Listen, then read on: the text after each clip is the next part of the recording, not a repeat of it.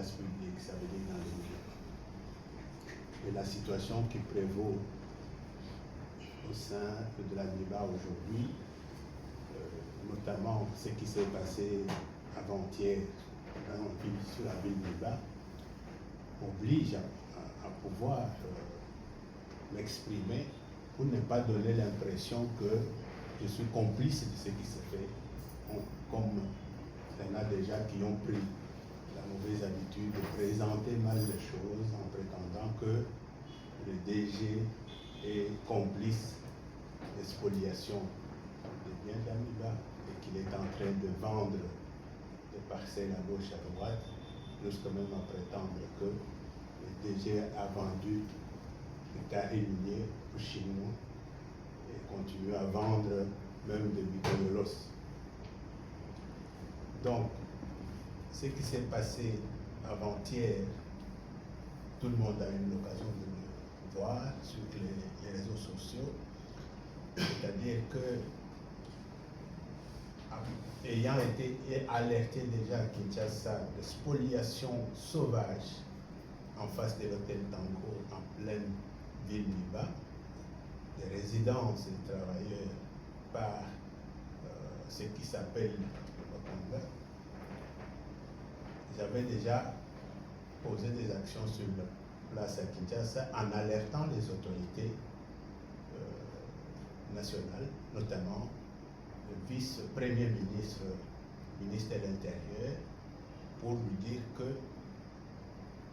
l'allure qu'a pris la spoliation des biens de concessions foncières de l'AMIBA est inquiétante dans la mesure où l'AMIBA n'a plus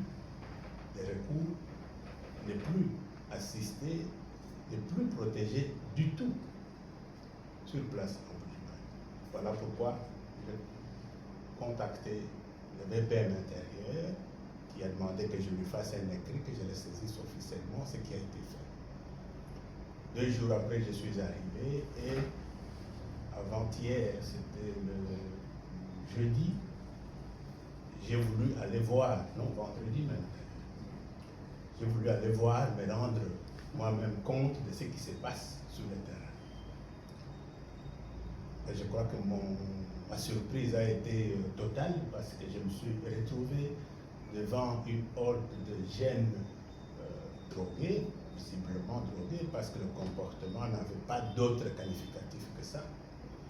qui étaient en train de vouloir quasi lapider le DG que j'étais et qui était en train de crier dans tous les sens, je ne sais même pas ce qu'il disait, mais les vidéos peuvent vous le dire,